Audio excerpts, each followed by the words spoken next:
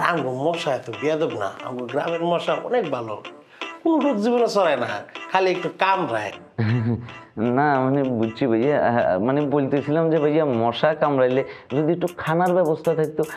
সমস্যা নাই ভাইয়া, আমি টাকা দিলাম, দুই মিলি খাইলাম, কোনো সমস্যা নাই, একটু খানার ব্যবস্থা যদি করতেন। কুতুব ভাইয়া, আপনি এটা কি বললেন? আপনি টাকার কথা বললেন, টাকা পয়সা কোনো ব্যাপার? আমার কবিগুরু কি বলেছে? অতিথি সেবা পরম ধর্ম।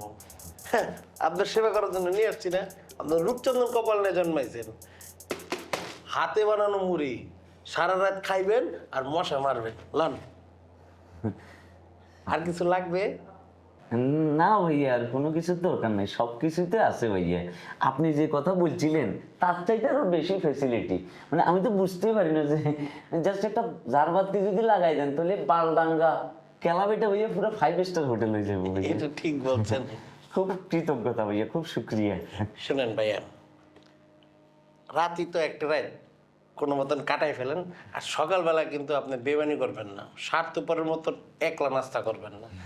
আমি নিজে গিয়া হোটেল থেকে আপনার লিগে নাস্তা নিয়ে আসবো, তারপর দুই ভাই এক লগে নাস্তা করবেন, ঠিক আছে? জি ভাইয়া। তাহলে হইতে পারেন, মানে শুয়ে পড়েন, কিছু লাগলে জানেন। আচ্ছা ভাইয়া।